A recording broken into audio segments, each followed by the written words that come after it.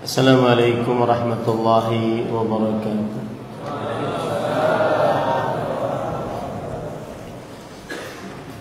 Bismillahirrahmanirrahim. Innal hamdalillah nahmaduhu wa nasta'inuhu wa nastaghfiruh wa na'udzu billahi min shururi anfusina wa sayyiati a'malina. Man yahdihillahu fala mudilla lahu ومن يضلل فلا هادي له وأشهد أن لا إله إلا الله وحده لا شريك له وأشهد أن محمدا عبده ورسوله يا أيها الذين آمنوا اتقوا الله حق تقاته ولا تموتن إلا وأنتم مسلمون يا أيها الناس اتقوا ربكم الذي خلقكم من نفس واحدة وخلق منها زوجها وبث منهما رجالا كثيرا ونساء واتقوا الله الذي تساءلون به والأرحام إن الله كان عليكم رقيبا يا أيها الذين آمنوا اتقوا الله وقولوا قولا سديدا يصلح لكم أعمالكم ويغفر لكم ذنوبكم ومن يطع الله ورسوله فقد فاز فوزا عظيما أما بعد فإن أصدق الحديث كتاب الله وأحسن الهدي هدي محمد صلى الله عليه وعلى آله وسلم وشر الأمور محدثاتها وكل محدثة بدعة وكل بدعة ضلالة وكل ضلالة في النار. Alhamdulillah, kita bersyukur pada Allah Subhanahu wa taala. Pada hari ini Rabu malam Kamis 14 Rabiul Awal 1446 Hijriah bertepatan dengan 18 September 2024, kita dimudahkan oleh Allah Subhanahu wa taala untuk duduk bersama di dalam masjid dalam komplek Mahat As-Sunnah Banda Aceh, Daerah Istimewa Aceh, dalam sebuah kajian tematik membahas tema Mu'awwiqat fi Talabil Ilm, pantangan dalam menuntut ilmu. Salawat dan salam semoga selalu Allah berikan kepada Nabi kita Muhammad sallallahu alaihi wa ala alihi wasallam, pada keluarga beliau, para sahabat, serta orang-orang yang mengikuti beliau sampai hari kiamat kelak. Dengan nama-nama Allah yang husna dan sifat-sifatnya yang mulia, kita berdoa, Allahumma inna nas'aluka ilman nafi'an wa rizqan tayyiban wa amalan mutaqabbala. Allahumma amin. Ahibati fillah, afanillah wa iyyakum, para santri-santri dan juga para asatidzah Mahat As-Sunnah Banda Aceh, Daerah Istimewa Aceh, dan juga para ikhwah sekalian yang berhadir di dalam kajian kali ini. Tema yang kita angkat pada kesempatan kali ini adalah yang berkaitan dengan menuntut ilmu agama. Karena yang hadir ada dua jenis jamaah. Yang pertama, para santri Mahat As-Sunnah yang belajar ilmu agama dengan aturan yang sudah diatur oleh Ma'had As-Sunnah.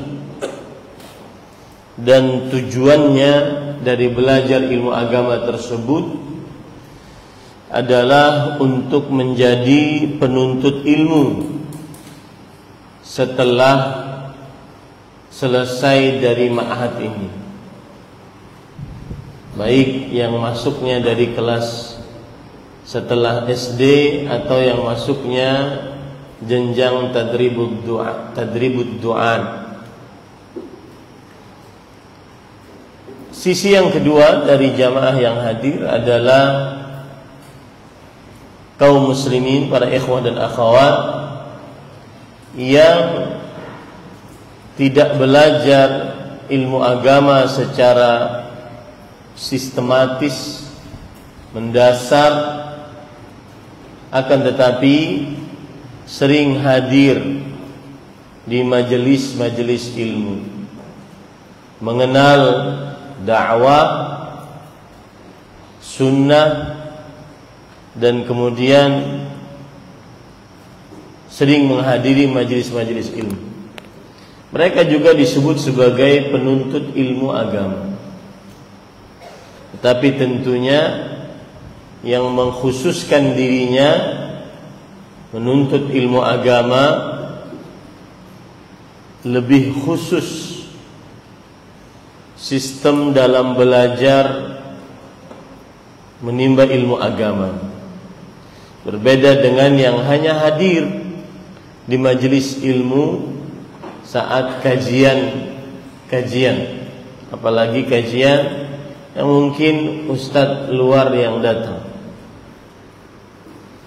Maka tema penghalang menuntut ilmu, kalau dilihat dari audiens atau jamaah yang hadir, maka temanya harus dibicarakan dari dua sisi. Pertama, penghalang-penghalang menuntut ilmu untuk para santri. Dan santri yang dimaksud adalah para santri yang setelah dari sini mereka akan melanjutkan menimba ilmu agama, jenjang universitas atau jenjang yang lebih tinggi lagi. Yang di sini adalah dasar yang didapatkan. Kemudian audien yang kedua yang hadir sebagai jamaah umum, jamaah yang mengaji dakwah sunnah, ingin menuntut ilmu, ingin tahu.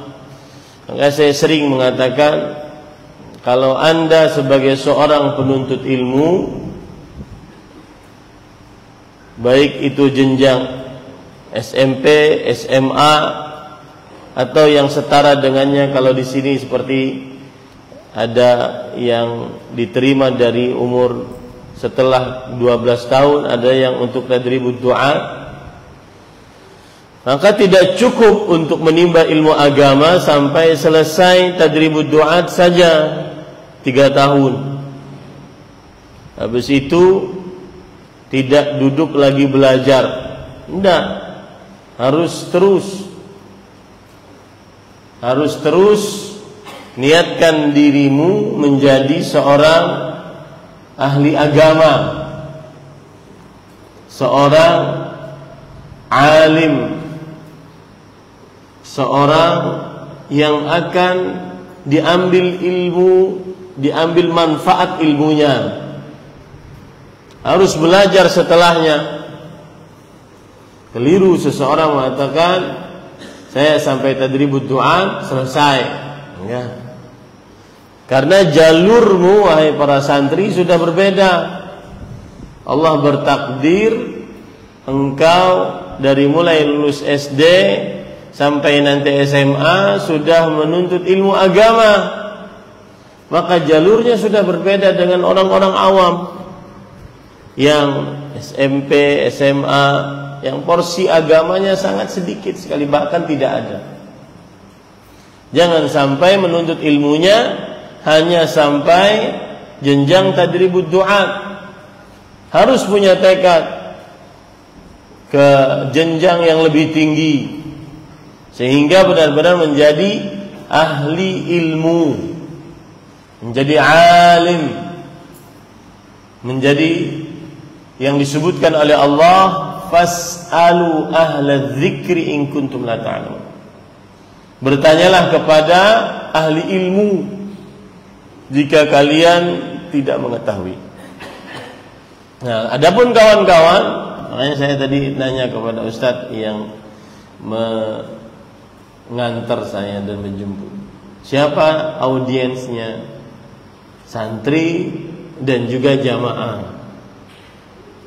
Kalau santri, pembicaraannya nanti lain, karena saya berhadapan dengan calon-calon ulama, calon-calon pendakwah, calon-calon ahli agama. Tapi kalau seandainya yang hadir adalah para ikhwah dan akhwat yang mereka kepala keluarga, yang mereka ibu rumah tangga, yang kalau pulang tidak menjadi pendakwah, maka cara belajarnya beda.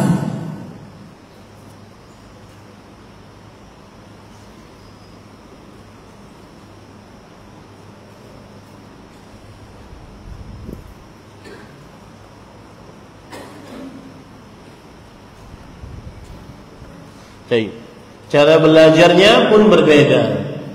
Saya sering mengatakan ikhwah-ikhwah yang seperti ini, terutama yang kenal dakwahnya dari mulai umur 30-an, 40-an, sudah punya anak, sudah punya istri, maka yang paling utama bagi mereka adalah belajar yang ditunjuki oleh Jibril alaihissalam saat bertanya kepada Rasulullah SAW, ya Muhammad, akhbirni anil Islam. Wahai Muhammad sallallahu alaihi wasallam, beritahukan kepadaku tentang Islam. Lalu Rasul sallallahu alaihi wasallam menjawab, antashhada an la ilaha illallah wa anni Rasulullah wa tuqimas salah wa tu'tiyaz zakah wa tusuma Ramadan wa tahujja baitillahil haram. Belajar rukun Islam dengan secara sistematis berdalil oleh seorang ustadz, dan ustadznya nggak mesti harus dari Banjarmasin. Ustadznya ustadz lulusan Yaman, kemudian panggil ke rumah atau datang ke masjid, belajar tuh rukun Islam dari dasar. Contoh 2 kalimat syahadat. Rukun Islam yang pertama syahadat la ilaha illallah. Apa maknanya yang benar? Apa konsekuensinya? Apa syarat-syaratnya? Apa pembatal-pembatalnya? Apa rukunnya dari la ilaha illallah? Pelajari itu pelan-pelan. Nah, ini bukan untuk santri, tapi untuk orang awam yang kalau pulang ke rumah besok pagi masuk kantor, bukan penuntut ilmu yang memang diproyeksikan untuk jadi ahli agama, jadi ulama, ahli fatwa, ngajar kayak begini, duduk bersimpuh di hadapan para syekh bertahun-tahun, belasan tahun. Nah, beda caranya. Muawwiqatnya pun berbeda. Penghalang-penghalangnya pun berbeda. Apalagi setelah Covid, udah malas duduk di majelis ilmu, sukanya nonton reels di Instagram, short di YouTube. Nah, itu beda lagi nanti pembicaraannya. Naik ke rukun yang kedua, syahadat yang kedua, asyhadu anna Muhammadar Rasulullah. Apa artinya? Apa maknanya? Apa konsekuensinya? Apa pembatal-pembatalnya? Pelajari secara detil, berdalil, pelan-pelan. Itu yang menjadikan ikhwah dan akhwat jadi mumpuni dan tidak akan goyah saat ada syubhat, syahwat yang ringan. Dia kokoh dengan sunnahnya, dia kokoh dengan. Baru setelah itu belajar sholat. Sholat tidak akan sah kecuali belajar tentang toharah. Toharah belajar dari mulai wudu, mandi besar, kemudian tayamum, mengusap di atas khuf, mengusap di atas khimar. Baru belajar sholat dengan dalil-dalilnya. Dan wajib itu dipelajari. Tidak boleh tidak belajar. Nah, ini untuk orang awam yang saya katakan tadi. Baru nanti belajar puasa, belajar haji, zakat, baru naik rukun iman. Adapun santri ada tata cara sendiri belajarnya. Menghafal Quran dulu. Sebagaimana perkataan Imam An-Nawawi rahimahullah, la yajlisu fi hadzal majlis illa man hafizal Quran. Jangan ada yang duduk di majelis ini kecuali yang sudah menghafal Quran. Apalagi kalian para santri yang umurnya baru 12, 13, 14, 15, 16, 17, maka gunakan otakmu untuk menghafal. Imam Ibnu Jauzi mengatakan al-hifdzu al-itqan. Siapa yang ingin jadi ulama mutqin, hafal, harus menghafal. Harus menghafal. Adapun orang-orang ikhwah-ikhwah yang tadi, ya, para suami, bapak rumah tangga, ibu rumah tangga, ya, suruh menghafal susah. Pulang ke rumah besok masuk kerja. Nah, tugasnya kalian ini. Nah, beda itu dua-duanya ini beda. Tapi saya akan berusaha pada pertemuan kali ini untuk menyatukan apa saja yang menjadi penghalang penuntut ilmu secara khusus bagi para penuntut ilmu, tullabul ilm, dan secara juga bagi para seorang muslim yang menuntut ilmu, yang ikut hadir di majelis ini. Kan beda nih. Sikap aja beda tuh. Para santri pegang buku catatan, ada senjata. Adapun ikhwah-ikhwah jiping, ngaji, nguping, masuk telinga kanan, keluar lagi dari telinga kanan. Nah, beda kehidupannya, beda cara belajar agamanya juga.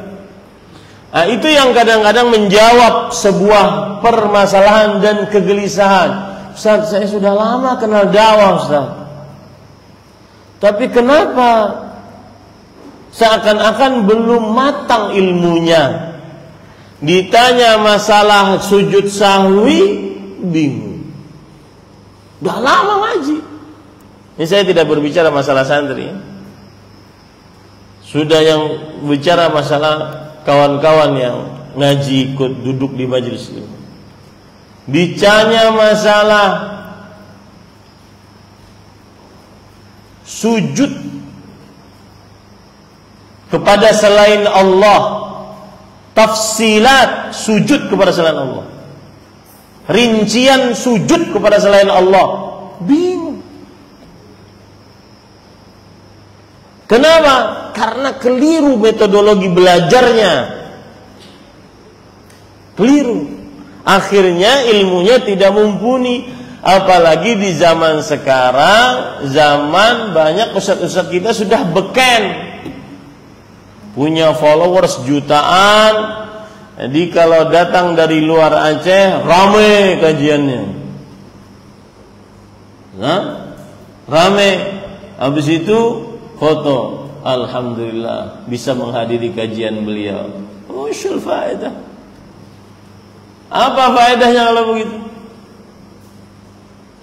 Ya. Nah, ini Ini nasihat terutama bagi ikhwah dan akhwat yang hadir nuntut ilmu dan ikut pengajian. Yang hadir nuntut ilmu dan ikut pengajian. Harus, kalau ustadz yang datang dari luar itu fungsinya penyemangat.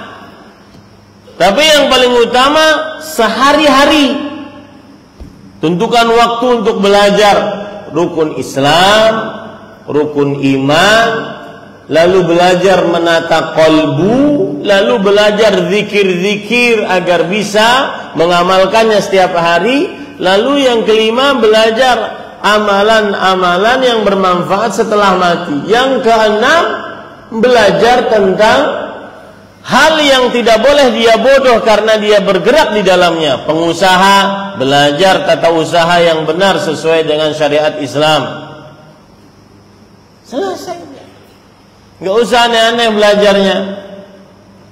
Sehingga ilmunya mumpuni mendasar.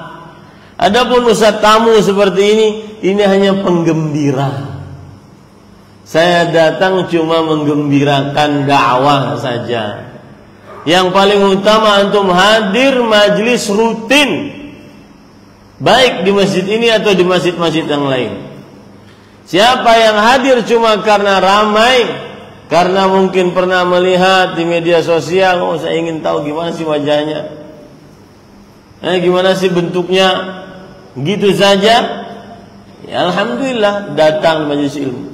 Tapi yang benar-benar mumpuni ilmunya, kalau ingin belajar maka rutinlah. Nah, kalau santri beda lagi, sudah diatur oleh ma'had. Apalagi tadribud du'at, saya tadi mendengar tahapan-tahapan belajarnya luar biasa. Ikuti itu. Nah, di sana ada penghalang menimba ilmu agama. Materi ini saya ambilkan dari kitab Mu'awwiqatu Talabil Ilm yang ditulis oleh Fadilat Syekh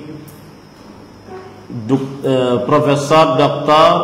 Abdussalam bin Muhammad Ash-Shuwair hafizahullah, salah seorang ulama besar yang sekarang lagi digandrungi oleh para penuntut ilmu agama, muridnya dari Syekh Ibn Utsaimin rahimahullahu ta'ala, dan ilmunya sangat luas. Taib, para ikhwan yang dirahmati oleh Allah Subhanahu wa taala. Poin pertama sebelum saya menyebutkan tentang penghalang-penghalang menuntut ilmu. Ketahui baik-baik, menuntut ilmu adalah amal ibadah yang sangat agung di dalam agama Islam. Menuntut ilmu adalah amal ibadah yang sangat agung di dalam agama Islam. Mengapa demikian? Karena beberapa sebab. Nah, lihat di sini.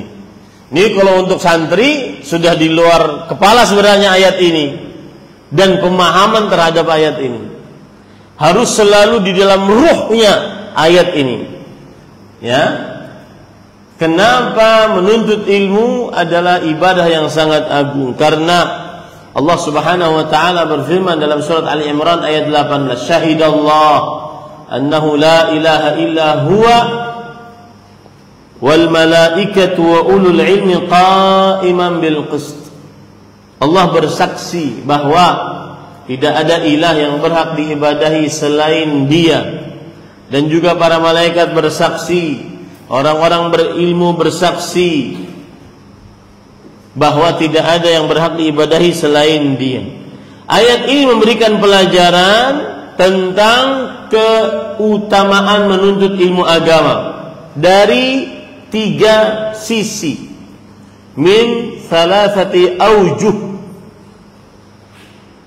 ala fadli talabil ilm. Awalan, anna Allah Ta'ala istashhadal ulama duna ghairihim min sairil bashar. Allah bersaksi atas kemuliaan para ulama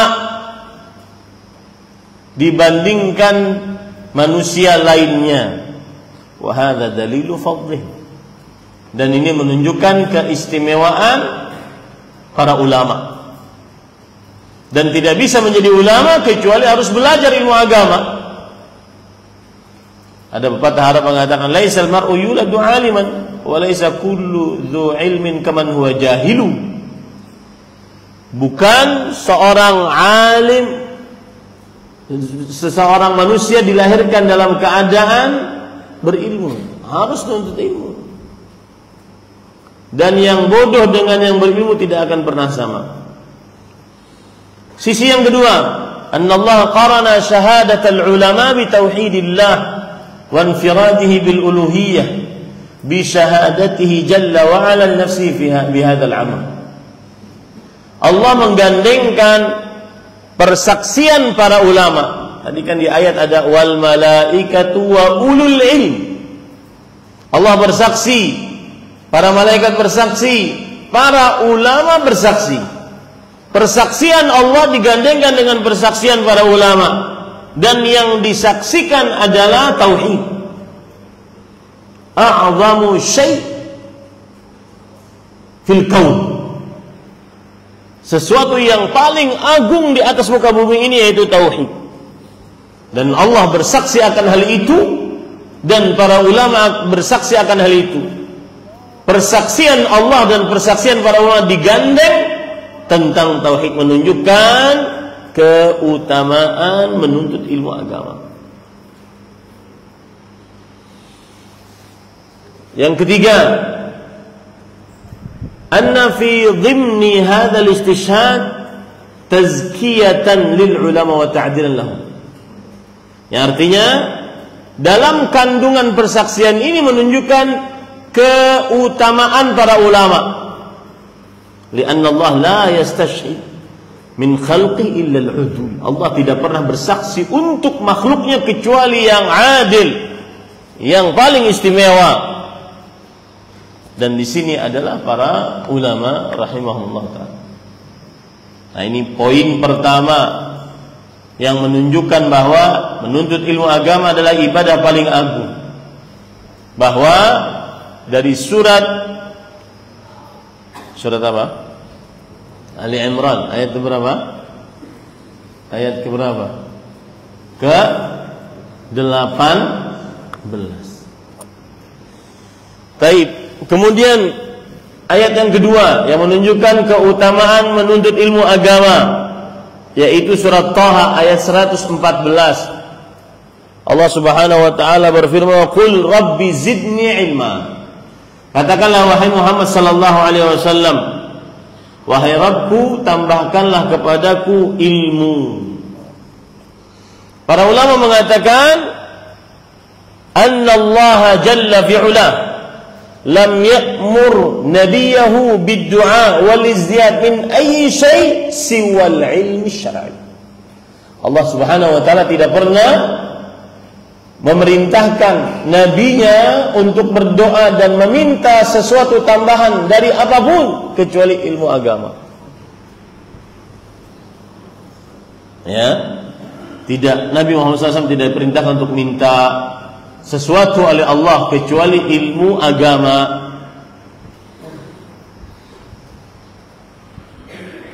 Kemudian para ikhwan yang dirahmati oleh Allah Subhanahu wa taala, salah satu keutamaan menimba ilmu agama adalah ilmunya diambil manfaatnya oleh orang lain, dan ini yang menyebabkan pahalanya besar di sisi Allah Subhanahu wa taala. Dalam hadis riwayat Bukhari Muslim, Rasulullah SAW bersabda, "Idza mata ibnu Adam inqata'a 'amaluhu illa min thalath. Sadaqatin jariyah aw ilmin yuntafa'u bih aw waladin salih yad'u lah." Jika anak Adam meninggal, terputus amalnya kecuali dari 3. Pertama, sedekah yang mengalir pahalanya. Yang kedua, ilmu yang diambil manfaatnya. Yang ketiga, anak saleh yang berdoa untuknya. Makanya setelah penjelasan ini, Akhirnya para ulama rahimahumullah ta'ala mengatakan tidak ada sesuatu yang paling afdal setelah mengerjakan amalan wajib kecuali menimba ilmu agama. Dan ini berlaku bagi para santri, penuntut ilmu yang diproyeksikan untuk menjadi ulama, atau bagi orang awam yang kalau pulang ke rumah jadi bapak rumah tangga, ibu rumah tangga, jadi muslim yang ingin berakidah yang benar, beribadah sesuai dengan sunnah, berakhlak yang mulia, bermuamalah sesuai dengan contoh dari Nabi Muhammad SAW. Lihat perkataan para ulama tentang tidak ada amalan yang paling afdal setelah mengerjakan amalan wajib dibandingkan menimba ilmu agama. Disebutkan oleh Sufyan bin Sa'id bin Masruq al-Thawri, Imamul Muhaddithin, "Ma a'rifu syai'an afdala min talabil hadith idza urida bihi Allah." Aku tidak mengetahui sesuatu apapun yang lebih afdal. Unnafi syai'an nakirah, wan nakirah fi siyaqin nafi ta'um. Peniadaan, syai'an menunjukkan kepada sesuatu yang belum ditentukan. Sesuatu yang belum ditentukan jika dalam bentuk redaksi tidak, atau peniadaan menunjukkan kepada keumuman. Kalau kita terjemahkan tidak ada, aku tidak pernah mengetahui sesuatu apapun yang lebih afdal daripada menuntut ilmu hadis jika di dalamnya menginginkan wajah Allah Subhanahu wa taala. Begitu juga Imam Az-Zuhri, Muslim bin Ubaidillah bin Syihab Az-Zuhri, beliau mengatakan, "Ma'ubidallah bi syai' afdal minal ilm." Allah tidak pernah diibadahi dengan sesuatu apapun yang lebih afdal daripada ilmu. Maksudnya menimba ilmu agama.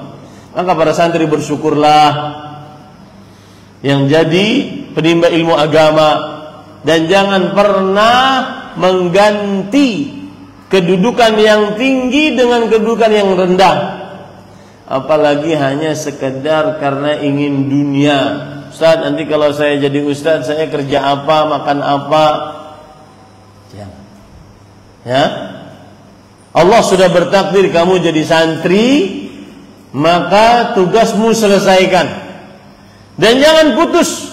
Ini juga pesan saya bagi orang tua, karena di zaman sekarang ada syubhat di antara para wali santri.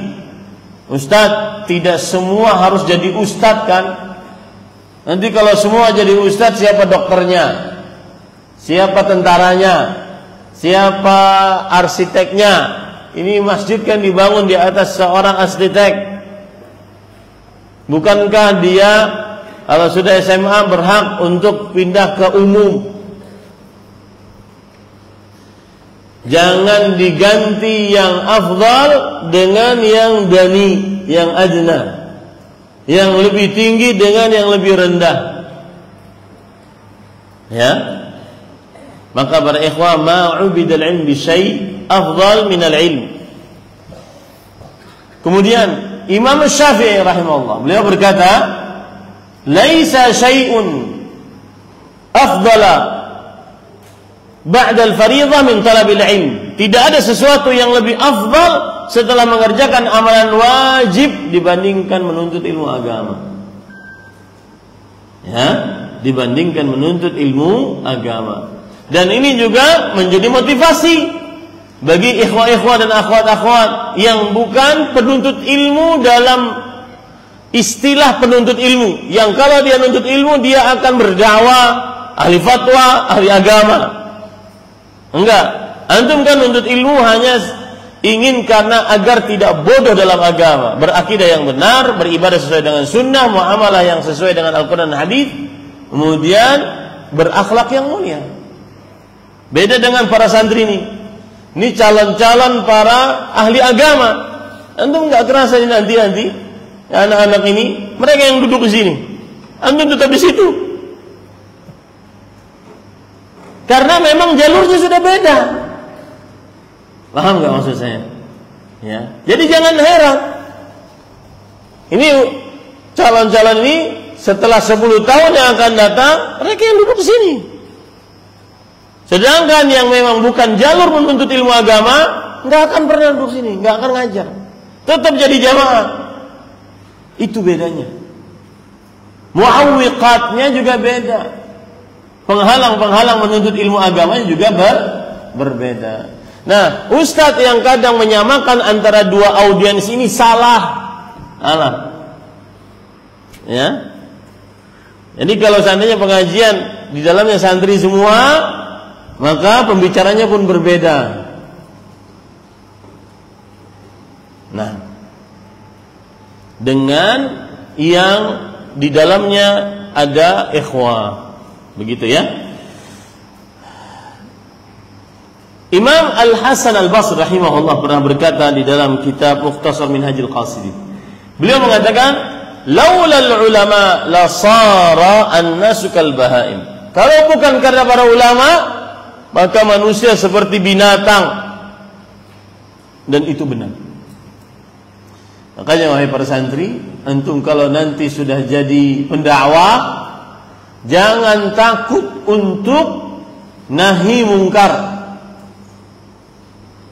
Dan di zaman sekarang salah satu ujian para ulama, para ahli agama, para tokoh agama yang mengajarkan ilmu kepada masyarakat, zaman sekarang ujiannya adalah dicaci maki, dihina. Sabar saja. Ya, sedikit dicaci maki, dihina, sabar saja.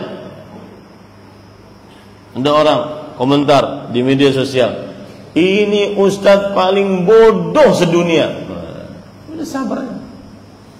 Ayo, saya katakan dalam kalbu saya, ayo kita. Siapa yang paling sabar di antara kita? Ente sabar mencaci saya dan saya sabar tetap di atas ilmu agama untuk menyebarkan Al-Quran hadis Rasulullah SAW. Harus sabar. Ini para ikhwan yang dirahmati oleh Allah Subhanahu wa taala.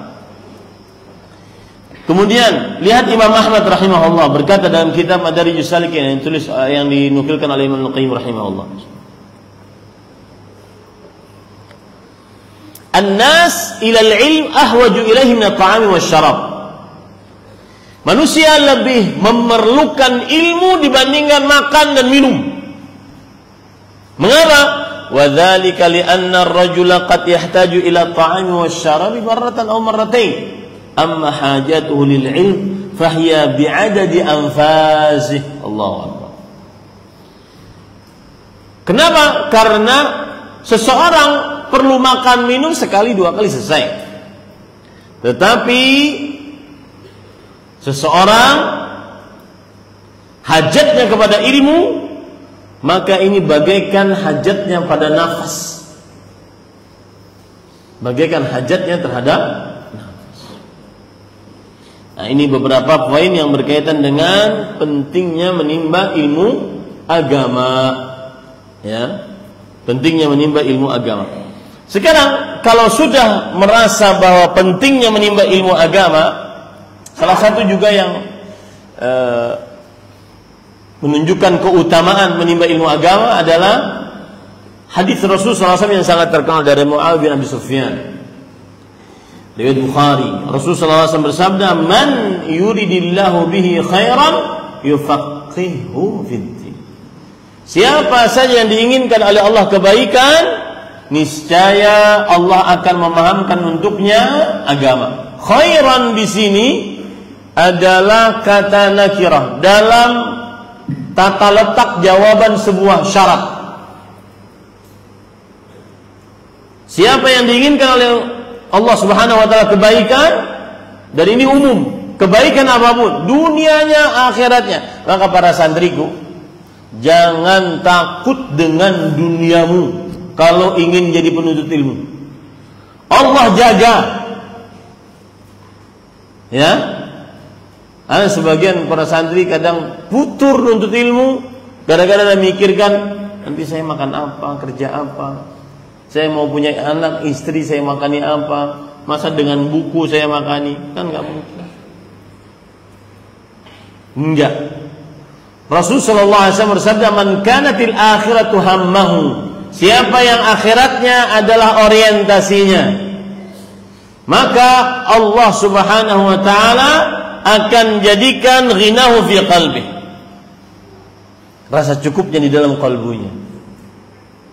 Kemudian wa jama'a lahu syamlah, Allah akan kuatkan usaha dunianya. Wa atathu dunya wa hiya raghimah. Wallahi billah tallah, dunia akan datang kepadamu nak, santri-santri ini. Jangan pernah futur untuk tetap jalan di atas ilmu agama. Dunia akan datang dalam keadaan engkau tidak perlu dengannya. Nah, ini pembicaraan kalau sama santri. Kalau sama kawan-kawan, enggak, antum harus kerja. Harus menafkahi anak istri. Nah, itu bedanya. Jadi jangan disamakan. Keliru kalau ada ustaz yang menyamakan. Baik, yufaqihu fiddin. Syaratnya dapat khairan dari yufaqihu fiddin. Allah akan memahamkan kepadanya ilmu agama. Ada penjelasan dari Imam Al-Qayyim yang menarik. Beliau mengatakan, "Hadza in urida bihi al-fiqhul mustalzimu lil amal." Yang dimaksudkan dalam hadis ini, khairan, siapa yang diinginkan oleh Allah kebaikan, maka Allah akan memahamkan agama kepadanya. Pemahaman agama yang dimaksud bukan hanya sekedar hafalan, pengetahuan, tetapi al-fiqh al-mustalzim lil amal. Pemahaman agama yang mengkonsekuensikan, yang membawa seseorang untuk beramal. Ini para ikhwan yang dirahmati oleh Allah, dan itu salah satu keistimewaan menimba ilmu agama. Sekarang kita masuk kepada poin yang pertama. Sudah azan belum? Azan dulu. Baik, tafadhol, azan dulu. Itu tadi muqaddimah, belum isinya.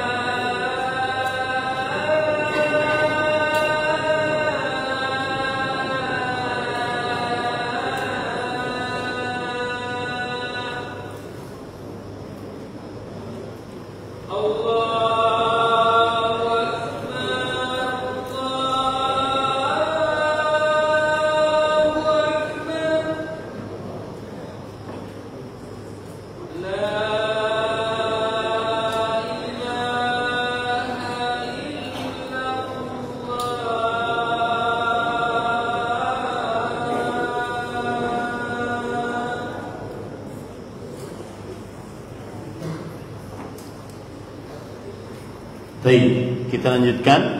Sekarang kita menyebutkan beberapa penghalang penuntut ilmu, terutama penghalang-penghalang tersebut untuk memang para penuntut ilmu yang mengkhususkan dirinya untuk menuntut ilmu agama. Dan nanti akan saya singgung kepada yang memang hadir sebagai jamaah dalam kajian majelis ini. Penghalang pertama adalah an yakuna al-mar'u mutakabbiran fihi. Seseorang menyombongkan dirinya di dalam ilmu. Maka Imam Mujahid rahimahullah pernah berkata, Imam Mujahid bin Jabr rahimahullah, murid dari Abdullah bin Abbas radhiyallahu anhuma. Dan Imam Mujahid jika menafsirkan sebuah ayat Al-Quran, maka para ulama mengatakan, idza ja'aka an Mujahid fahasbuk.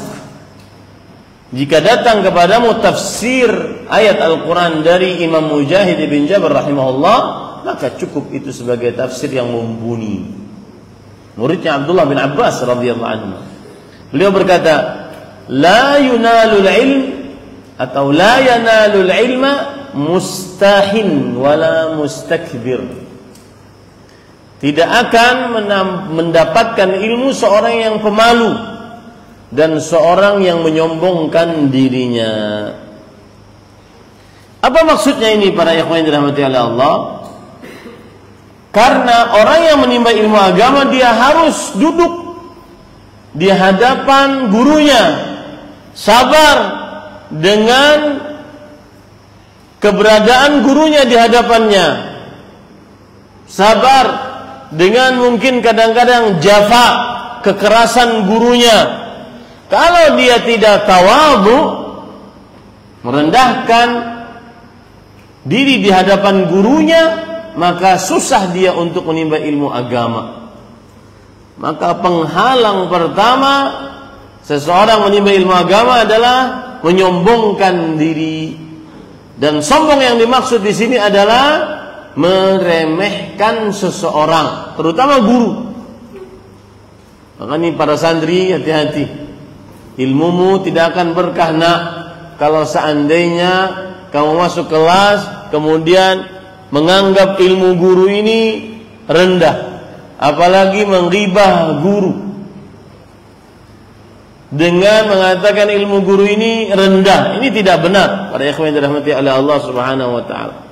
Rasul sallallahu alaihi wasallam bersabda dalam hadis riwayat Imam Bukhari dari Abu Hurairah radhiyallahu anhu, "Innal mar'a idza ta'azzama wa takabbara khaffadahu Allah azza wa jalla." Sesungguhnya seorang hamba jika dia menyombongkan dirinya, membanggakan dirinya, Allah akan rendahkan dia. Ya. Ini adalah penghalang penuntut ilmu yang pertama.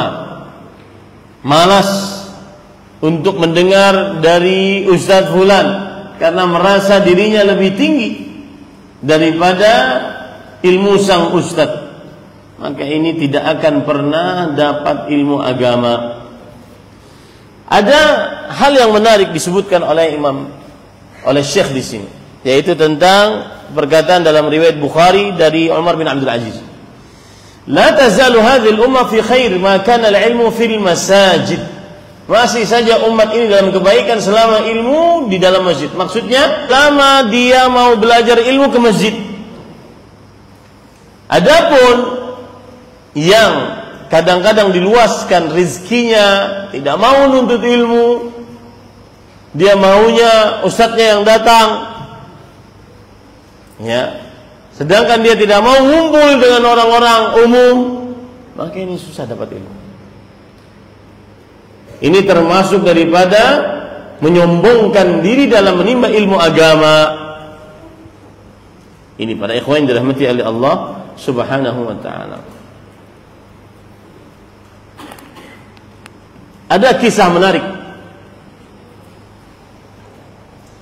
Seorang ulama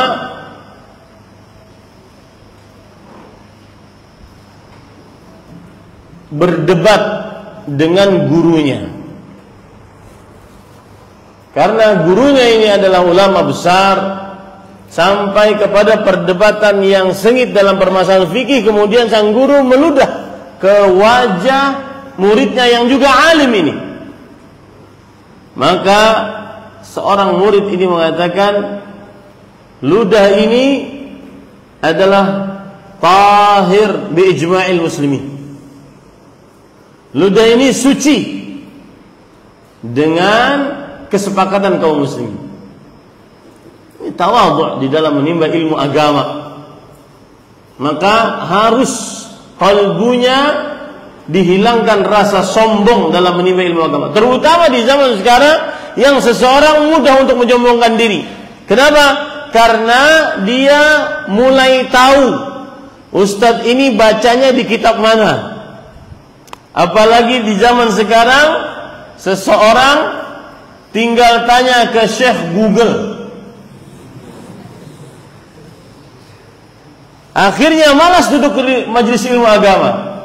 Makanya antum lihat di komentar-komentar, kalau seandainya melihat komentar-komentar para kaum muslimin di dalam video-video ustadz, ada yang mengatakan, maaf ustadz, saya tidak setuju pendapat ustadz. Ya akhi, zaman dulu nggak pernah ada seperti itu. Sekarang timbul kesombongan karena merasa dia sudah lebih faham dari ustadznya. Maka hati-hati para penuntut ilmu, baik yang awam atau yang memang di dalam garis menuntut ilmu. Jangan pernah menyombongkan diri di dalam menuntut ilmu agama. Kapan kita duduk kepada seorang syekh, kita sudah pastikan diri kita untuk menimba ilmu agama kepadanya, maka jangan menyombongkan diri. Yang sudah tahu, maka biarlah itu sebagai pengetahuan kita. Yang tidak tahu, maka ambil sebaik-baiknya. Ada sebagian para penuntut ilmu tahu beberapa permasalahan pelik di dalam ilmu agama. Akhirnya dia nyoba-nyoba tanya kepada ustadz. Ustadz, apa hukum ini ustadz? Saya baca di sini kayak begini, rawinya kayaknya lemah dan seterusnya. Kalau di dalam bahas masalah ilmu agama, kita ada kitab-kitabnya, oke, nanya begitu. Akan tetapi di dalam majlis ilmu, maka tawadhu'lah. Seorang tidak akan pernah dapat ilmu agama dengan menyombongkan diri. Ini penghalang pertama. Yang kedua, an yasta'jilal mar'u fi tahsilih. Tergesa-gesa di dalam menimba ilmu agama. Tergesa-gesa di dalam menimba ilmu agama. Jangan sampai sudah merasa banyak ilmu agamanya. Yang menarik di sini ada riwayat yang dibawakan oleh Fadilat Syekh Abdul Salam Asy-Syuairi bahwa Al-Imam Abu Ja'far Ibnu Jarir At-Tabari rahimahullah lamma hadarathu al-wafah sami'a haditsan yurwa 'indah. Ketika beliau dalam keadaan sakit keras, maka beliau mendengar hadis yang disebutkan di sisi beliau dalam keadaan beliau sakit keras. Fa akhadha dawatan wa qalaman wa waraqan thumma kataba hadzal hadits alladhi sami'a wa huwa ala firashi mautih. Beliau ngambil pulpen, kemudian kertas, lalu beliau tulis dalam keadaan beliau sakit keras. Ini menunjukkan bahwasanya ilmu akan selalu dituntut, dicari sampai meninggal. Jangan merasa sudah banyak ilmunya lalu terputus, itu kekeliruan besar. Ya. Itu kekeliruan besar bagi seorang penimba ilmu agama dan tidak akan pernah dapat ilmu seperti itu. Coba perhatikan perkataan Ali bin Madini. Berkata Muhammad bin Syihab bin Muslim bin Ubaidillah bin Syihab Az-Zuhri, seorang tabi'i, beliau mengatakan, hadzal ilm in akhadtahu jumlah dhahaba minka jumlah wa in ataitahu kullak a'taka ba'dah. Ilmu ini kalau engkau ambil sejumlahnya satu kesatuannya, maka akan hilang darimu juga satu kesatuan. Jika engkau memberikannya untuk ilmu tersebut dalam keadaan engkau mengerahkan seluruh tenagamu, engkau akan dapatkan sebagian saja. Artinya apa para ikhwan yang dirahmati oleh Allah Subhanahu wa taala? Jangan cepat merasa sudah berilmu agama, sudah banyak ilmunya.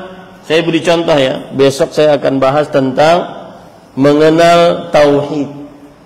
Kemudian ada lagi sesi keduanya mengenal kesyirikan. Mungkin sebagian orang mengira, paling itu tauhid bagian dari 3. Kemudian ustaznya bicara begini. Maka yang seperti ini enggak akan dapat ilmu. Nah, Syekh kemudian menyebutkan beberapa potret orang yang tergesa-gesa dalam menimba ilmu agama. An yakunal maru harisan ala an yatasaddar wa ala an yufti wa an yatakallam. Seseorang semangat untuk mempunyai majlis ilmu, semangat untuk berfatwa, semangat untuk berbicara di hadapan orang banyak. Maka ini hati-hati, ya, hati-hati. Ada sebagian orang tidak mau buka tanya jawab karena gurunya masih ada. Nah, itu kita dapati di Masjid Nabawi. Tidak mau buka sesi tanya jawab karena gurunya masih ada. Meskipun dia sudah diperbolehkan untuk mempunyai majlis di Masjid Nabawi, nggak mau punya majlis tanya jawab. Habis ngajar selesai, tidak ada sesi tanya jawab. Kalau ingin nanya, sana kepada guru saya. Itu ilmu.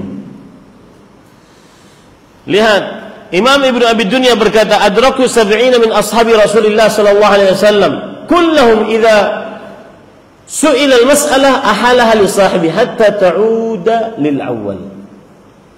Aku mendapati 70 orang dari sahabat Rasul sallallahu alaihi wasallam, jika ditanya sebuah permasalahan, dia akan alihkan permasalahan tersebut kepada kawannya yang lain, sampai yang bertanya kembali kepada yang ditanya yang pertama. Kalau sekarang enggak, afwan, izin ustaz, izin menjawab ustaz. Habis itu jawabannya sepertinya halal, sepertinya. Kita dapat dari mana sepertinya? Ya. Lihat lagi para ikhwan yang dirahmati oleh Allah Subhanahu wa taala. Al-Imam Ahmad rahimahullah kana yus'alu katsiran 'anil mas'alah, tilwal mas'alah, fayaqul la a'lam, la a'lam, la a'lam. Sering beliau ditanya tentang beberapa permasalahan, beliau mengatakan saya tidak tahu. Saya tidak tahu, saya tidak tahu. Itu sekelas Imam Ahmad rahimahullah. Maka kemudian qila li tilmidhi Abi Bakar Al-Athram, lima Ahmadu kana yukthir min la a'lam. Qala li ilmihi bil khilaf. Oh subhanallah. Kata murid Imam Ahmad, Abu Bakar Al-Athram, kenapa Imam Ahmad sering sekali mengatakan saya tidak tahu, saya tidak tahu. Ya. Kata muridnya Abu Bakar Al-Athram, karena Imam Ahmad mengetahui di dalam permasalahan tersebut ada khilaf. Sekedar ada khilaf saja beliau tidak mau menjawab. Ini pelajaran berat terutama di zaman sekarang yang semua orang bisa nulis, semua orang bisa bikin video, semua orang bisa menyebarkannya dengan mudah. Hati-hati para ikhwan. Jangan tergesa-gesa untuk merasa sudah banyak ilmunya. Kita duduk di majlis Al-Syekh Al-Allama Al-Muhaddithul Madinah, alim min ulama baqiyati ulama is-salaf, Abdul Muhsin bin Hamad Al-Abbad hafizahullah. Saya duduk hampir 5 tahun. Sering sekali mendengar beliau mengatakan kalau sudah ditanya tentang talak, rujuk, warisan, Maka beliau mengatakan, raji'il mahkam, silahkan pergi ke pengadilan. Iya. Kenapa? Karena jawaban ahli fatwa itu tidak mengikat, sedangkan yang ditanyakan tentang pertanyaan yang berkaitan dengan ikatan, kemaluan, harta.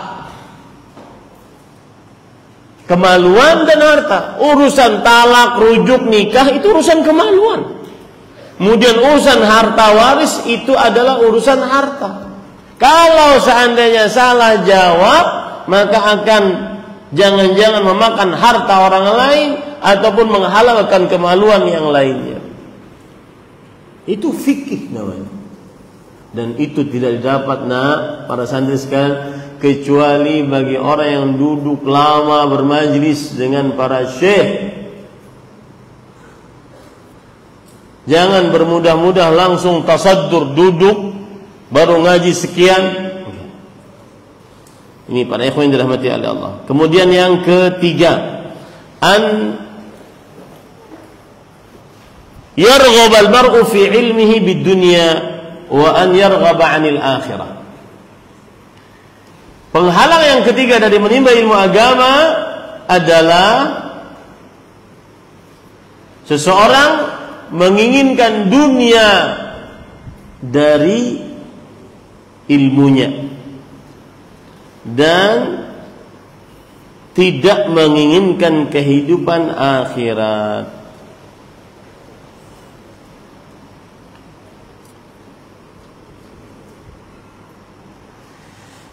Abu Bakar Al-Marruzi ketika bertanya kepada Imam Ahmad rahimahullah, beliau mengatakan, la yanbaghi li ahadin an yatlubal ilm illa biniyah. Kata Imam Ahmad, tidak pantas seseorang menuntut ilmu kecuali dengan niat.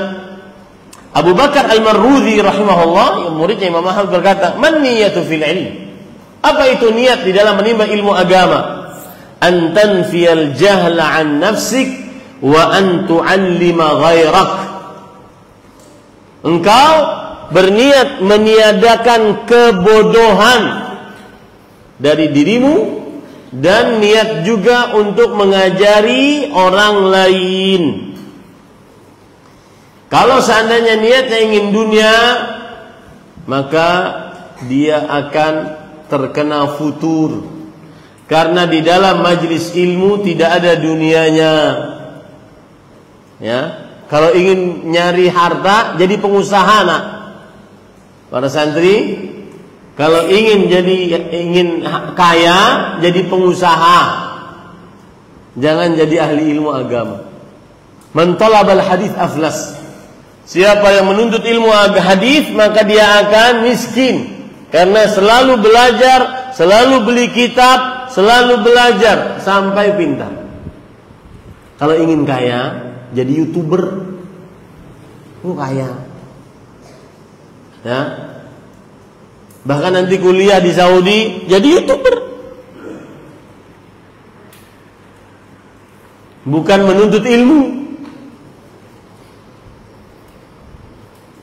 Maka salah satu mu'awwiqat, penghalang paling besar dalam menimba ilmu agama adalah keinginan seseorang dari menimba ilmu agama kekayaan dunia.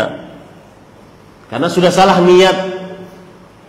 Niat yang benar dalam menimba ilmu agama, antan fil jahl an nafsi, menghilangkan kebodohan dari dirimu. Dan kebodohan itu penyakit sangat mematikan. Imam Al-Qayyim rahimahullah berkata, al-jahlu da'un qatilun wa shifa'uhu amrani fit tarkib muttafiqan.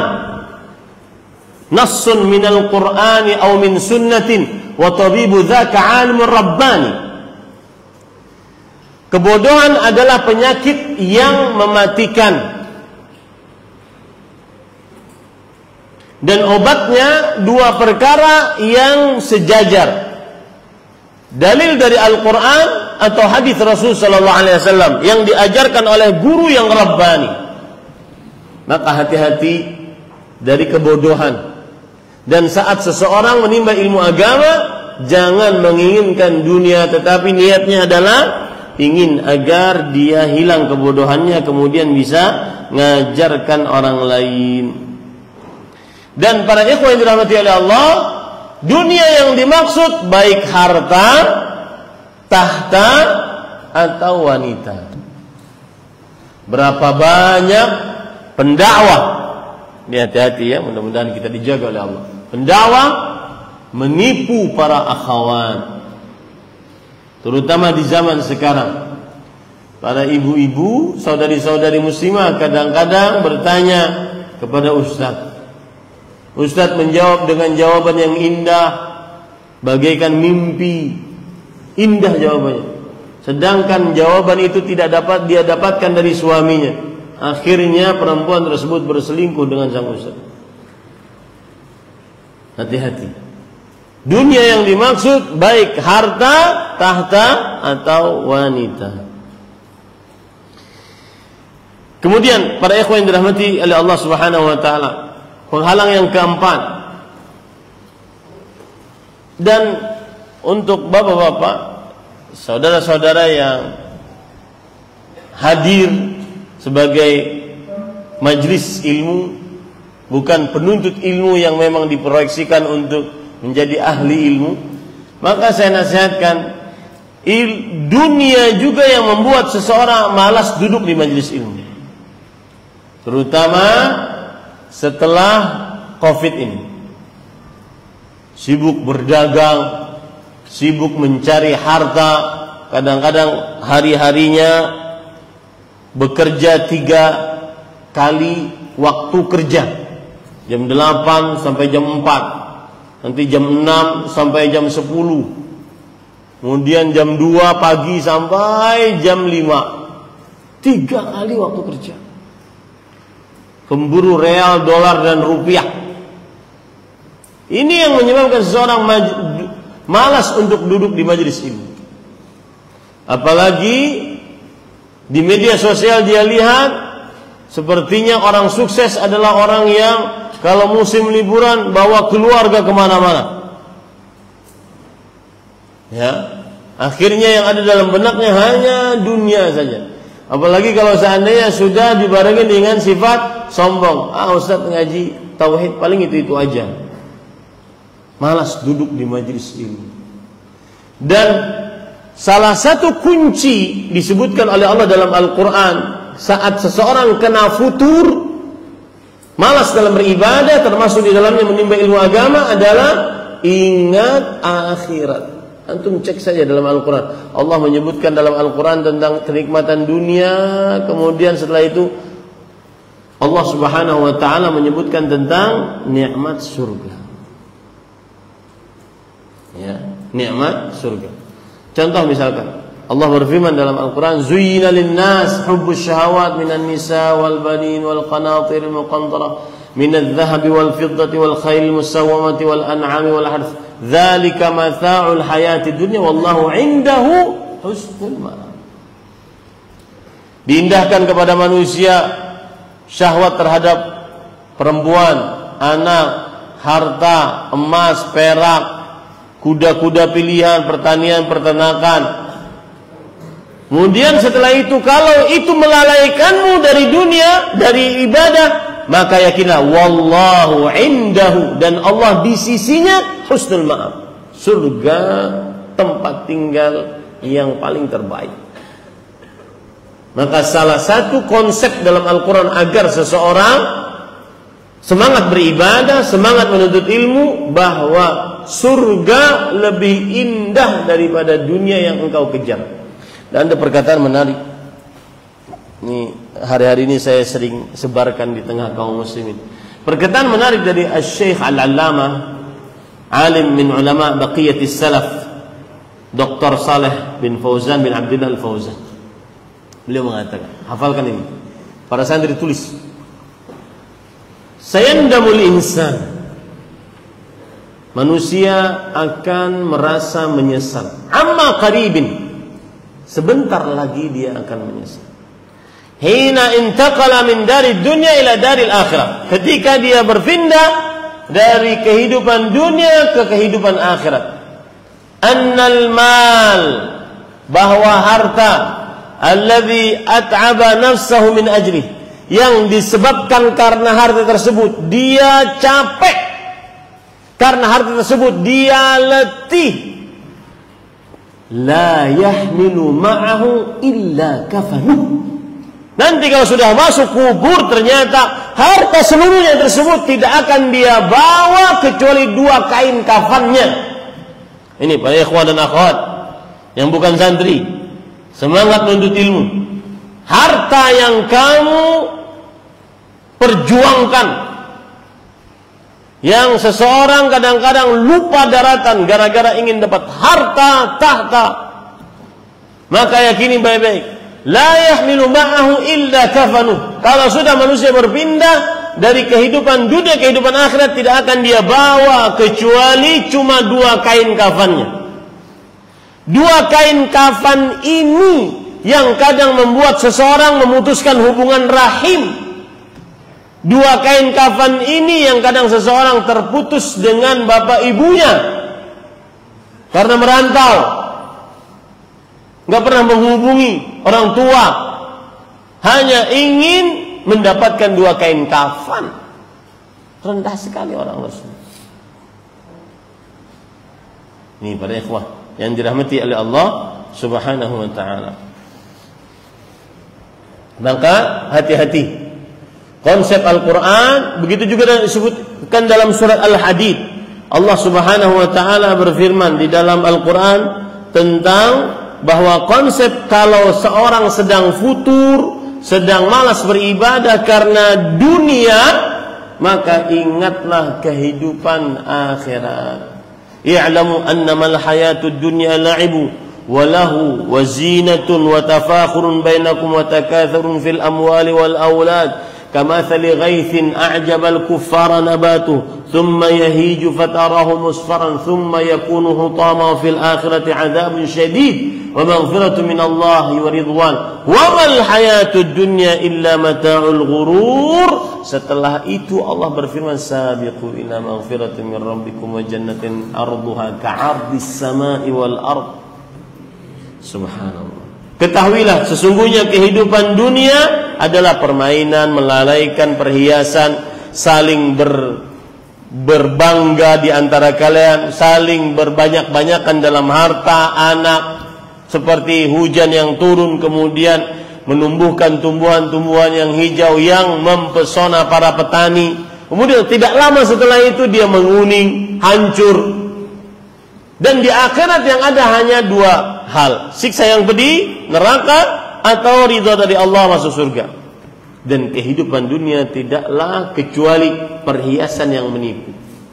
Kalau sudah tertipu dunia, malah salat berjamaah. Nah, ini gaya-gaya kajian sama orang awam begini. Malah salat berjamaah gara-garanya di dunia.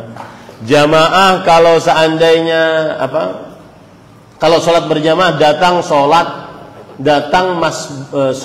masbuk paling terakhir. Kapan itu? Masbuk paling terakhir yang mana? Pas tahiyat. Pengalamannya. Pas tahiyat.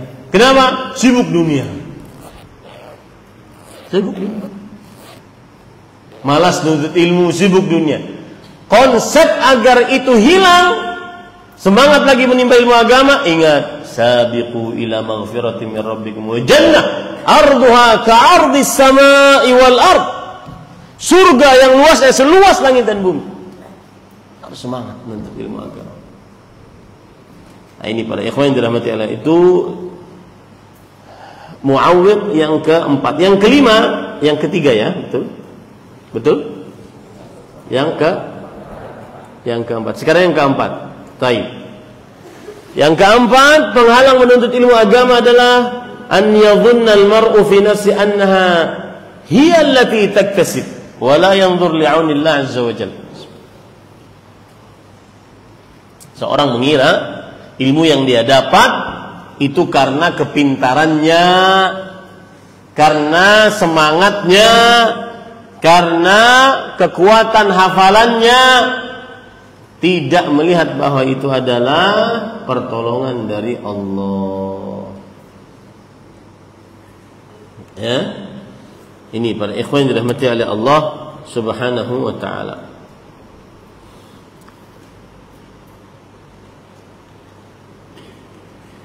Doa dan menyandarkan kelebihan kepada Allah adalah salah satu kiat agar seseorang istiqamah dalam menimba ilmu agama. Doa dan menyandarkan kelebihan kepada Allah adalah salah satu kiat seseorang semangat tetap menimba ilmu agama. Terus berdoa kepada Allah. Allah sebagaimana doa Rasul sallallahu alaihi wasallam, Allahumma rabb Jibril wa Mikail wa Israfil, ihdini lima ikhtalafa fihi minal haqqi bi idnik, innaka tahdi man tasha ila siratal mustaqim. Ya Allah, Rabbnya Jibril, Mikail dan Israfil, berikan aku petunjuk terhadap apa yang diperselisihkan di dalamnya dari kebenaran dengan izin-Mu.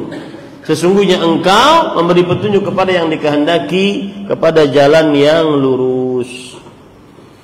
Maka para ikhwah, kalau ada orang mengira bahwasanya ilmu yang dia dapat adalah karena kepintarannya, karena kesemangatannya, karena kegigihannya, maka dia akan terputus dari menimba ilmu agama tersebut. Berdoalah kepada Allah Subhanahu wa taala agar senantiasa diberikan petunjuk, karena seseorang tidak akan dapat ilmu agama kecuali dengan meminta petunjuk kepada Allah Subhanahu wa taala. Kemudian, ini penting. Penghalang penuntut ilmu agama yang kelima adalah alla ya'mal al-mar' bihi. Seorang tidak mengamalkan ilmunya. Dan ada kitab menarik yang ditulis oleh Fadilat Syekh Profesor Dr. Abdul Razzaq bin Abdul Muhsin, yaitu Thamaratul Ilm Al-Amal. Buah ilmu adalah beramal. Maka diharapkan para ikhwah yang dirahmati oleh Allah Subhanahu wa taala agar membaca buku ini. Ini buku menyebutkan kepada kita bahwasanya buah dari berilmu adalah amal. Sebagaimana perkataan yang saya sudah sebutkan tadi, yaitu perkataan Imam Ibnu Qayyim rahimahullah ketika mensyarah hadis man yuridillahu bihi khairan yufaqihu fid din, yang menginginkan kebaikan, yang diinginkan oleh Allah kebaikan, niscaya Allah akan pahamkan agama untuknya. Kata Imam Al-Qayyim, hadza idza urida bil fiqh al-ilmul mustalzimu lil amal. Dipahamkan oleh Allah agama, tanda kebaikan dari Allah. Ini jika yang dimaksud dipahamkan adalah ilmu yang berbuah pengamalan dari ilmu tersebut. Wa amma in urida bihi mujarradul ilm fala yadul ala anna man faqaha fid din faqad urida bihi khairan. Adapun hanya sekedar tahu, hafal, maka ini tidak menunjukkan bahwa itu kebaikan dari Allah Subhanahu wa taala. Maka para ikhwan yang dirahmati Allah, yang kelima adalah mengamalkan ilmu. Dan salah satu buruknya tidak mengamalkan ilmu, maka dia akan menjadi orang-orang yang al-maghdubu alaihim, dimurkai oleh Allah, yaitu Yahudi yang berilmu tetapi tidak mengamalkan ilmunya.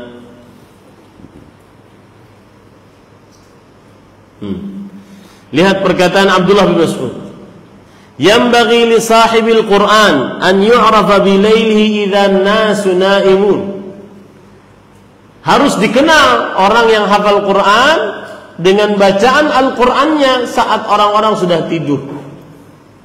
Menunjukkan bahwasanya para penghafal Al-Qur'an mengamalkan ilmunya, dengan cara membaca hafalannya tersebut saat dia sholat tahajud.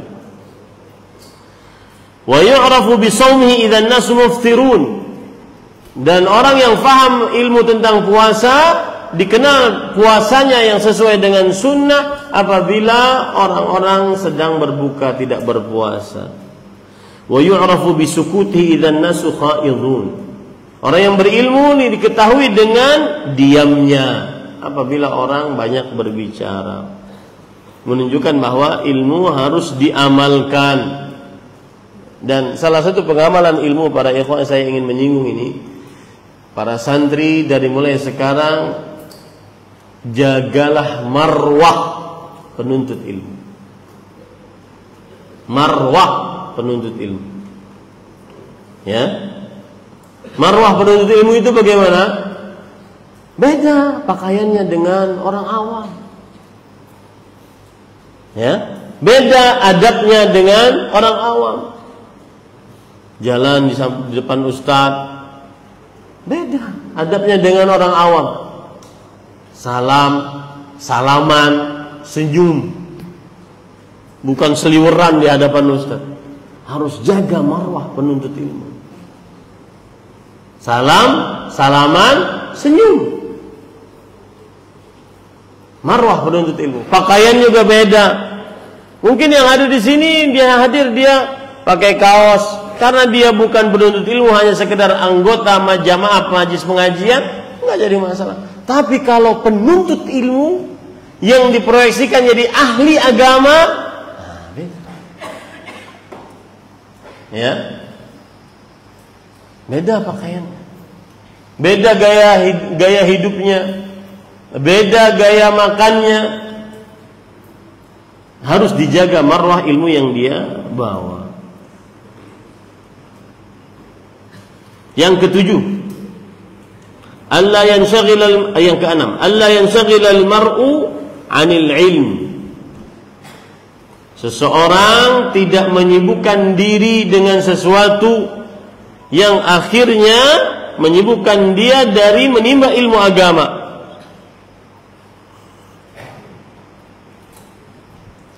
Hati-hati tersibukkan dengan sesuatu yang bukan ilmu agama. Ya. Seperti di zaman sekarang banyak sekali hal-hal yang melalaikan terutama bagi penimba ilmu agama. Di antaranya adalah media sosial, HP, gadget. Ini hal-hal yang melalaikan. Saya punya kawan, beliau dapat sanad dari seorang syekh di Madinah dan sanadnya tinggi antara beliau dengan Rasul sallallahu alaihi wasallam mungkin cuma 23 atau 24 orang. Sanadnya tinggi. Dan beliau mengatakan, "Ustaz, ini semenjak ada HP ini Ustaz, biasanya saya per pekan murajaah selesai 1 pekan. Sekarang kadang 1 bulan itu juga jarang." Itu hafal Al-Quran, punya sanad. Bagaimana yang tidak punya sanad?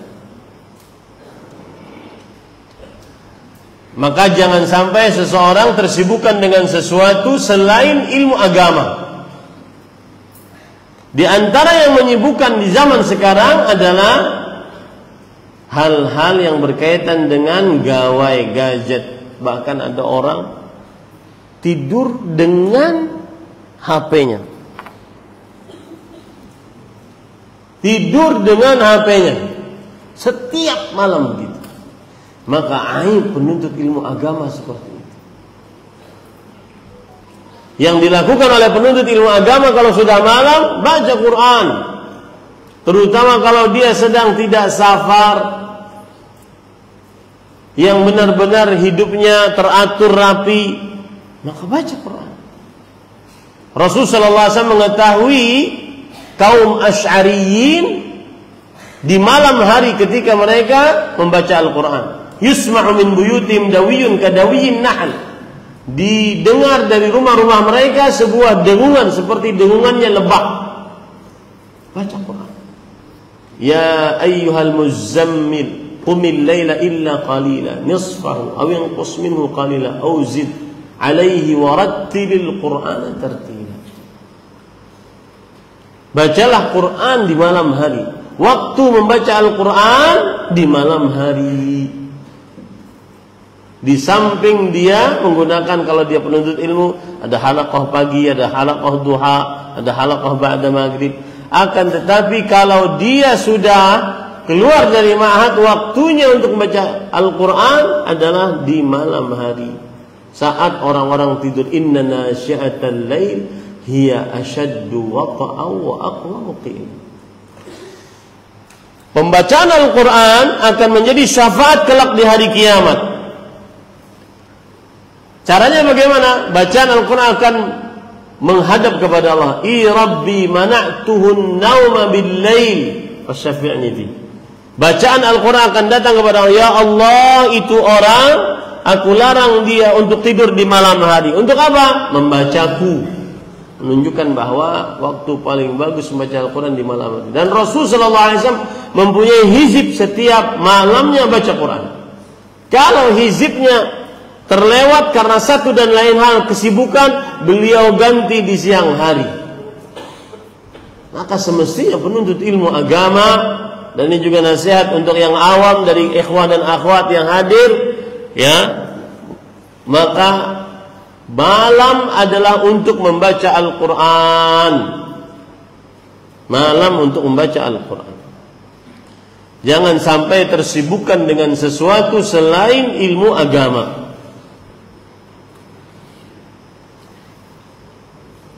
Kemudian, sesudah kita mengetahui 6 perkara yang berkaitan dengan diri seorang penuntut ilmu agama, maka kita berkaitan dengan metodologi dalam belajar ilmu. Yang pertama, tidak perlahan-lahan menimba ilmu agama. Maka di sini seperti tadribud du'at, program tadribud du'at dalam akidah misalkan dimulai dari al-usul ats-tsalatsa, kemudian naik al-qawaidul arba, kemudian usul sittah, kemudian setelah itu kitab tauhid, kemudian setelah itu nanti akidah wasithiyah, setelah itu nanti akidah at-tahawiyah, dan seterusnya.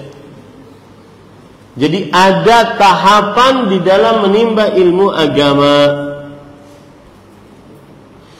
Abdullah bin Abbas radhiyallahu anhu berkata, "Ar-rabbaniyun alladzina yu'allimuna an-nasa sighar al-'ilm qabla kibari." Orang-orang rabbani adalah orang-orang yang mengajarkan ilmu yang ringan sebelum yang beratnya.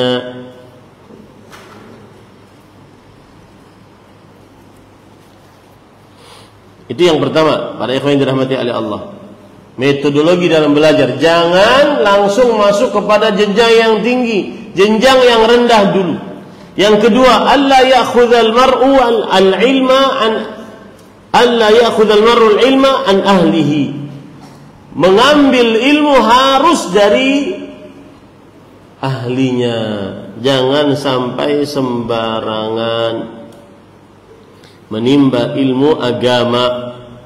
Harus dari ahlinya, dan ini sudah diisyaratkan oleh Rasul sallallahu alaihi wasallam dalam hadis riwayat Imam Tirmidzi, innal ilma la yuntaza intiza'an min qulubil ulama. Ilmu itu tidak dicabut dari hati para ulama. Wa inna ma yuntaza'u al-'ilm bi mautil ulama. Fa idza mata al-ulama ittakhadha an-nas ru'usan juhala fasu'ilu fa aftau bi ghairi 'ilm fadallu wa adallu. Tetapi ilmu itu dicabut dengan matinya para ulama. Kalau sudah tidak tersisa para ulama, orang-orang akan menjadikan orang bodoh sebagai ahli agama. Akhirnya mereka ditanya tentang permasalahan agama, akhirnya mereka menjawab tanpa ilmu, akhirnya sesat, menyesatkan. Kemudian Rasulullah SAW juga sudah memberikan isyarat bahwa menimba ilmu agama harus dari ahlinya. La tazalu hadhil ummah bi khair ma akhadul ilma anil akabir. Masih saja umat ini dalam kebaikan selama menimba ilmu agama dari yang tua-tua, tua ilmu dan tua umur. Tua ilmu dan tua umur. Ini metodologi dalam belajar ilmu agama. Kita dulu saat di Madinah sering sekali dinasihatkan oleh para syekh kita, Syekh Ibrahim bin Amir Ruhaili, Syekh Sulaiman bin Salimillah Ar-Ruhaili, Syekh Saleh bin Sa'ad As-Suhaimi, Syekh Saleh bin Abdul Aziz As-Sindi, Syekh Abdul Razak bin Abdul Muhsin. Mereka katakan, kalian selama di sini dan selama masih ada majlisnya Syekh Abdul Muhsin, duduk di sana. Wallahi para ikhwah, 3 bulan pertama saya duduk, saya nggak paham ini Syekh ngomong apa, karena ngomongannya cepat. Ngomongannya cepat. Kemudian yang dipelajari, pelajaran apa ini? Ternyata belajar hadis. Maka nasihat saya, carilah ilmu dari seorang yang alim, yang sudah berumur dan ilmunya dalam. Itu lebih utama dibandingkan ustadz muda atau syekh muda. Ya, wallahu a'lam. Kemudian yang ketiga adalah pelajari pokok-pokok ilmu sebelum cabangnya. Karena setiap ilmu ada pokoknya dan cabangnya. Dan khusus saya nasihatkan untuk belajar ilmu usul fikih. Jangan sampai dilewatkan itu ilmu. Ini pengalaman pribadi masalahnya. Karena dulu ketika kita nuntut ilmu, saya menganggap ilmu usul fikih itu kita dari hadis. Saya menganggap ilmu usul fikih banyak ilmu kalamnya. Maka saya agak menjauhi. Ternyata ilmu usul fikih adalah ilmu yang sangat diperlukan bagi penimba ilmu agama. Maka jangan dilewatkan ilmu usul sebelum ilmu cabang. Ya. Usul tafsir, usul fiqih, mustalah hadis, dan yang lain-lain. Nah, yang terakhir sebelum yang paling akhir, yaitu salah satu dari penghalang penuntut ilmu agama, terutama ini untuk para santri. Ini bedanya dengan yang bapak-bapak pengajian, ibu-ibu pengajian, yaitu dalam tidak mendalami bahasa Arab dengan baik dan benar. Ini penghalang betul. Syekh kami mengatakan, al-lughatul arabiyyah miftahul Islam. Bahasa Arab kunci agama Islam. Imam Ibnu Qayyim mengatakan, la ya'rifu fadlal Quran illa man 'arafa al-lughatal arabiyyah. Tidak ada yang mengetahui keutamaan Al-Quran kecuali yang mengetahui bahasa Arab. Salah satu kekeliruan dan penghalang seseorang menimba ilmu agama, dia tidak mendalami dari dasar ilmu bahasa Arab. Ya. Nah, untuk bapak-bapak dan ibu-ibu pengajian, saya pernah dicurhati oleh ibu-ibu pengajian, Ustaz, kami ini belajar bahasa Arab, Ustaz, sudah 3 tahun. Bahkan kadang-kadang kami dimarahi oleh suami-suami kami. Kenapa dimarahi? Karena waktu melayani mereka kami gunakan untuk privat online bahasa Arab, tapi ternyata nggak bisa bahasa Arab. Ya, maka bagi yang awam yang hadir dari ikhwan dan akhwat yang bukan penuntut ilmu, saya nasihatkan yang penuntut ilmu dulu deh, para santri.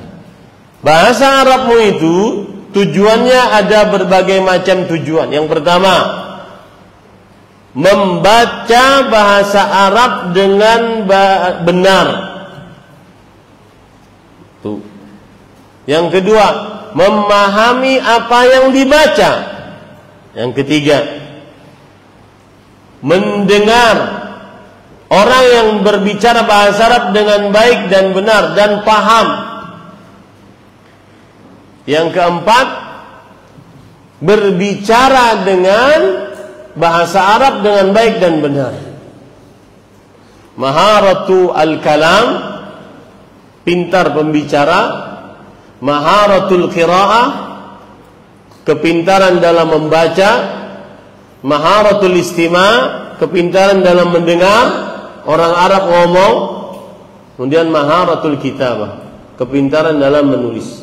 Itu 4 komponen belajar bahasa Arab. Apa tadi? Maharatu al-kalam, kepintaran dalam berbicara. Yang kedua maharatu al-qiraah, membaca. Yang ketiga maharatu al-istima', mendengar. Orang Arab ngomong kita paham. Yang keempat maharatu al-kitabah, menulis. Nah, untuk bapak-bapak nggak perlu itu. Yang awam-awam nggak perlu itu. Kalau ingin juga belajar bahasa Arab, pelajari bagaimana cara saya membaca Al-Quran dan saya paham. Kalau saya berdoa, saya benar-benar memahaminya, itu saya cukup.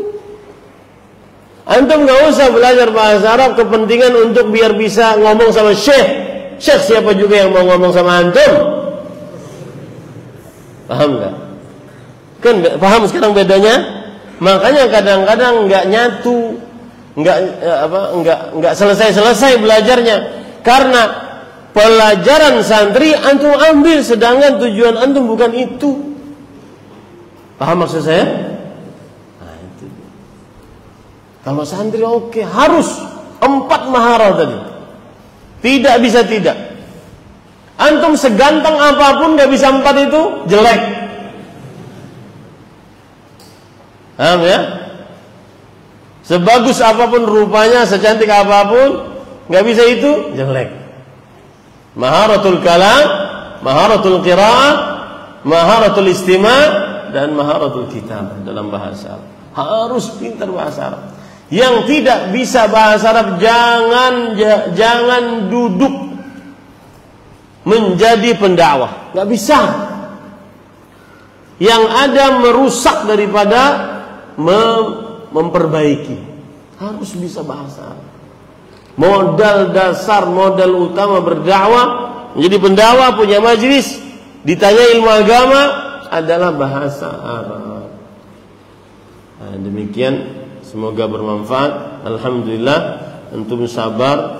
Kita menyelesaikan tadi secara ringkas kitab Mu'awwiqat Talabil Ilm yang ditulis oleh Fadilatul Syekh Profesor Dr.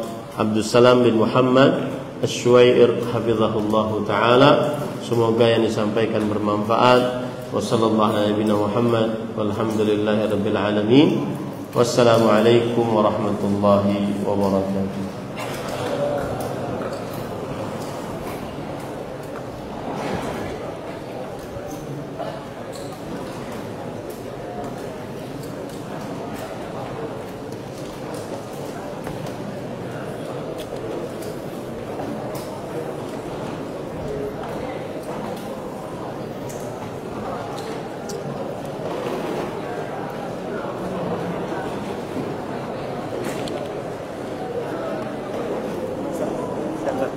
Alhamdulillah, barakallahu fiik.